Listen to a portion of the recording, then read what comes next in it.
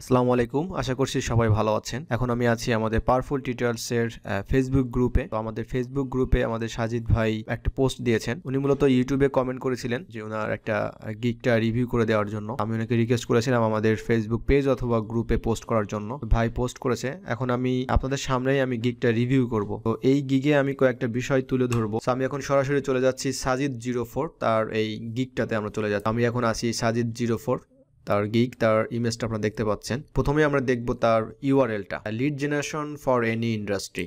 এটাই হচ্ছে তার ইউআরএল। উনি এটা ইউআরএল দিয়েছেন, অর্থাৎ ফার্স্ট টাইম যখন টাইটেলটা দিয়েছে, আপনারা সবাই জানেন ফার্স্ট টাইম টাইটেল দিলে ওটাই হচ্ছে ইউআরএল চলে যায়। সো এই ইউআরএলটা নিয়ে যদি আমি কথা বলি, তাহলে আমি বলবো যে ইউআরএলটা এইখানে আরও অপশন ছিল, অর্থাৎ এইখানে অনেক ভালো ভালো কিওয়ার্ড কিন্তু পুশ করা যেত। অর্থাৎ যেহেতু ওইখানে 80 ক্যারেক্টার্স ওইখানে দেওয়া যায়, সেক্ষেত্রে এখানে B2B লিড জেনারেশন, তারপর আপনি এখানে দিচ্ছেন ইমেল ফাইন্ডিং, অর্থাৎ মেন যে কিওয়ার্ডগুলো, প্রসপেক্ট লিস্ট বিল্ডিং। সো এই বিষয়গুলো কিন্তু কিওয়ার্ডে ফোকাস করা যেত। এইটা হলো একটা বিষয়। সো এইখানে হচ্ছে নতুন যারা ভিডিওটা দেখছেন তারা অবশ্যই এই বিষয়গুলো একটু ভালো করে শুনবেন এবং প্র্যাকটিক্যালে কাজ করার ট্রাই করবেন। তো সেই ক্ষেত্রে এই ইউআরএলটাতে আসলে সেই কিওয়ার্ডগুলো ফোকাস করা হয়নি বা দেওয়া হয়। এরপর চলে আসি আমরা ক্যাটাগরিতে। সো নর্মালি আমরা সবাই জানি যেটা বিজনেসের মধ্যে সেলস, তারপর লিড জেনারেশন, এই ক্যাটাগরিটা দ্যাটস ওকে। সো এরপর চলে আসছে আমাদের টাইটেল। আমরা টাইটেলটা দেখতে পাচ্ছি I will do LinkedIn lead generation and email finding. আপনার টাইটেলের মিনিংটা কি এইটা আমি কিন্তু জানতে চাচ্ছি না বা বুঝতেও চাচ্ছি না। আমি জাস্ট দেখব যে আপনার এই টাইটেলের মধ্যে আপনি কি কি কিওয়ার্ড ব্যবহার করেছেন এবং আপনার মেইন কিওয়ার্ডটা কি, এইটা আমি কিন্তু দেখব। সো আমি একটু নিজে খোঁজার ট্রাই করব যে আসলে আপনার মেইন কিওয়ার্ডটা কি। সো আমরা দেখতে পাচ্ছি এখানে দুইটা keyword mainly, LinkedIn lead generation and email finding. আর আরেকটা হয়তো আপনারা অনেকে বলতে পারেন যে এই পুরোটা একটা হতে পারে কিওয়ার্ড। হ্যাঁ, এটা হতে পারে, বাট আসলে এইভাবে কেউ সার্চ করে না।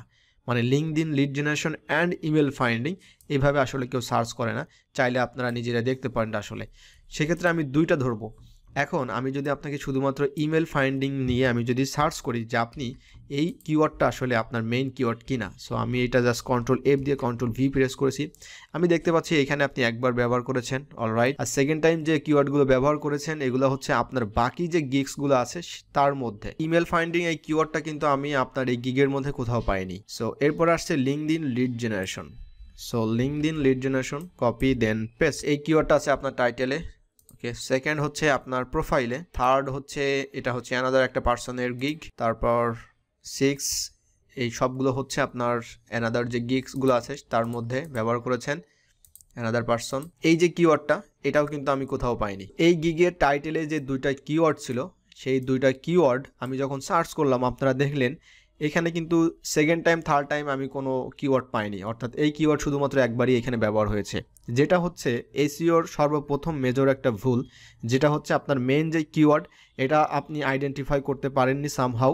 সো এটা আপনাকে আইডেন্টিফাই করতে হবে। সেই কিওয়ার্ডটা মেইন ফোকাসে রেখে সেই কিওয়ার্ডটা অবশ্যই আপনাকে ইউআরএল অ্যাড করতে হবে, প্লাস আপনার যে টাইটেলটা দিবেন টাইটেলের মধ্যে অ্যাড করতে হবে। চাইলে আপনি এই সিলভার প্যাকেজের মধ্যে আপনি অ্যাড করতে পারেন, like lead generation, B2B lead generation. তারপর আপনার যে ডেসক্রিপশন আছে সেই ডেসক্রিপশনের মধ্যে অবশ্যই আপনাকে 2 থেকে 3 বার ব্যবহার করতে হবে, মিনিমাম আপনাকে 2 বার ব্যবহার করতেই হবে। সো এটা ছিল আপনার টাইটেলের বিষয়। এরপর চলে আসি আমরা প্যাকেজেস। আমরা দেখতে পাচ্ছি সিলভার প্যাকেজ 100 টার্গেটেড লিডস 5, ওকে, 500 টার্গেটেড লিডস 25, তারপর 1000 টার্গেটেড লিডস $50, দেন প্রিমিয়াম 1000 টার্গেটেড লিডস $50। আর অ্যানাদার আরেকটা বিষয় হচ্ছে আমরা দেখতে পাচ্ছি 1 ডে ডেলিভারি আপনি দিচ্ছেন 100 লিডস ইনক্লুডেড, তারপর formatting and clean up and 100 email sends. এই বিষয়টা কিন্তু অনেকেই জানে না, এটাকে আমাদেরকে জানতে হবে। আমরা সাধারণত 100 লিডস প্রোভাইড করে থাকি এবং তার যে এক্সেল বা পাওয়ার পয়েন্টের ঝামেলাগুলো থাকে সেগুলো আমরা ঠিকঠাক করেই আমরা প্রোভাইড করে থাকি। মেন টার্গেট হচ্ছে আমাদের লিডস প্রোভাইড করা, আমাদের কিন্তু ইমেল সেন্ড করা এটা কিন্তু আমাদের কোনো কাজ না। ওকে, এটা কিন্তু অন্য একটা সার্ভিস। এখন 100 ইমেল সেন্ডস কিন্তু অ্যানাদার একটা সার্ভিস হতে পারে। সো আমি জানি না যে আপনি এই $5 মধ্যে 100 লিডস এবং 100 ইমেল আপনি সেন্ড করবেন কিনা। সো আপনি যেহেতু গিগে কিন্তু এটা আপনি উল্লেখ করেছেন সো এটা যদি আপনি না দিয়ে থাকেন বা তাহলে আপনার অবশ্যই এটা রিমুভ করতে হবে, কারণ অনেক বায়ার আছে আপনাকে যখন এই যে ফিচার্সগুলো আপনি অ্যাড করেছেন সে কিন্তু প্রত্যেকটা জিনিস কিন্তু আপনার সাথে কিন্তু ডিসকাস করবে, এবং আপনি যদি যেহেতু দিয়েছেন তার মানে হচ্ছে আপনি কিন্তু এটা সার্ভিসটা দিচ্ছেন। সো অনেক বায়ার আছে আপনাকে কিন্তু ইমেল কিন্তু দিবে, প্লাস মেল সিম অ্যাকাউন্টে ধরা দিতে পারে অ্যান্ড বলবে আপনাকে যে এই ফরম্যাটে তুমি ইমেলগুলো সেন্ড করো, এটা করতে পারে। সো এই কাজগুলো যদি আপনি পারেন এবং যদি করেন তাহলে অবশ্যই ঠিক আছে আপনি সার্ভিসটা দেন, আর যদি না পারেন তাহলে এটা কিন্তু দেওয়ার দরকার নাই। এবং নতুন যারা ভিডিও দেখছেন অবশ্যই এই বিষয়ে একটু সিরিয়াস থাকবেন। এরপর আসছে গিগ ইমেজটা। গিগ ইমেজটা আমি যতদূর দেখলাম যেটা চোখে পড়ার মতো একটা ইমেজ, এটা ঠিক আছে, সমস্যা নাই, আপনি এটা ইমেজ দিতে পারেন। এরপরে আপনি ইমেজ দিয়েছেন, ওকে, দ্যাটস গ্রেট, অলরাইট। সো এরপর চলে আসে গিগ ডেসক্রিপশন।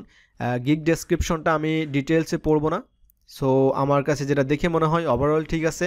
আর এর থেকে যদি আরও বেটার করা যায়, কোনো ইউনিকভাবে যদি লেখা যায় কন্টেন্টটা তাহলে আরও ভালো। আর অবশ্যই লেখার মধ্যে আপনার কিওয়ার্ড থাকতে হবে, যেটা মেন কিওয়ার্ড। সো এরপর আমি চলে আসি আপনার মেন প্রোফাইলে। আর মেন প্রোফাইলে আমি দেখতে পাচ্ছি আপনি লেখাগুলো খুব সুন্দরভাবে লিখেছেন এখানে, দ্যাটস গুড। আর তারপর আপনি যে কাজগুলো করবেন সেই বিষয়গুলো এখানে উল্লেখ করেছেন, ওকে। আর একটা বিষয় আমি মনে হচ্ছে আমার কাছে মিসিং, এখানে হচ্ছে আপনার যে মেন টাইটেলটা এটা মিসিং করেছেন। সো মেন টাইটেলটা অবশ্যই আপনি দিবেন, আমি একটু এটা দেখে আসি আসলে এটা টাইটেল কি আছে।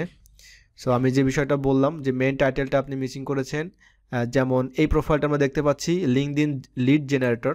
সো এই যে টাইটেলটা আপনার প্রোফাইলে কিন্তু আমি এই টাইটেলটা পাচ্ছি না, সো এটা অবশ্যই দিবেন। আর এই টাইটেলটা দিলে কি হবে, বায়ার যখন আপনাকে দেখবে বা আপনার গিগটা দেখবে তখন কিন্তু আপনার প্রোফাইলের টাইটেলটা দেখে কিন্তু বুঝে ফেলবে যে এ হচ্ছে লিড জেনারেশন এক্সপার্ট, ইনি হচ্ছে ডাটা এন্ট্রির এক্সপার্ট।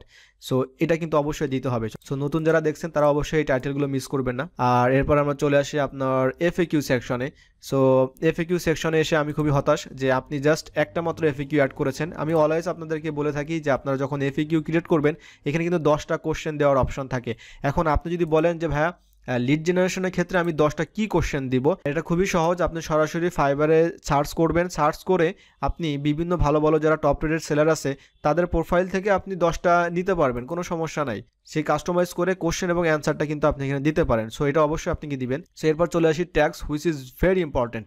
সো ট্যাক্সে আসার পর আমি দেখতে পাচ্ছি B2B, LinkedIn, business leads, data entry. So আপনার যে মেইন যে কাজ, অর্থাৎ আপনি যে লিড জেনারেশনের কাজটা দিচ্ছেন, সার্ভিসটা দিচ্ছেন, email finding. So email finding এই কিওয়ার্ডটা আপনি দিতে পারতেন, লিড জেনারেশন অথবা লিঙ্কডইন লিড জেনারেশন এই কিওয়ার্ডটা আপনি এখানে দিতে পারতেন, বাট কিন্তু সেই ক্ষেত্রে এখানে জাস্ট আপনি কিছু একদম ছোট ছোট যে কিওয়ার্ডগুলো, সো এই কিওয়ার্ডে আসলে সার্চে আসা সম্ভব না, এটা ইম্পসিবল একটা ব্যাপার।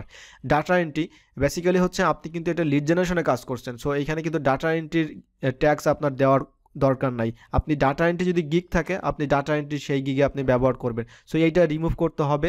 তারপরে শুধুমাত্র B2B এইভাবে দেওয়া যাবে না, তারপর লিঙ্কডইন এটাও দেওয়া যাবে না, বিজনেস লিডস এটা ঠিক আছে, এইটা রেখে বাকি যে আরও আপনাকে যে 4টা সেই 4টা সুন্দর সুন্দর যে কিওয়ার্ডগুলো, অর্থাৎ যেগুলো প্রচুর সার্চ হয় বা আপনার মেন যে কিওয়ার্ড সেই কিওয়ার্ডগুলো আপনি এখানে পুশ করেন। আবার প্রচুর সার্চ হয় বলে সেইগুলো যে দিবেন এটাও না, আপনার যে মেন যে কিওয়ার্ড তার আশেপাশে যেগুলো থাকে সেগুলো কিন্তু এখানে দিতে হবে। সো এটাই ছিল ওভারঅল গিগ রিভিউ। আমার মনে হয় আপনি সহজেই বুঝতে পারছেন এরপরে আপনাকে কি কি কাজগুলো কাস্টমাইজ করতে হবে, এবং নতুন যারা আছেন তারাও অবশ্যই এখান থেকে অনেক কিছুই বুঝতে পারবেন যে কিভাবে একটা গিগ ক্রিয়েট করতে হবে।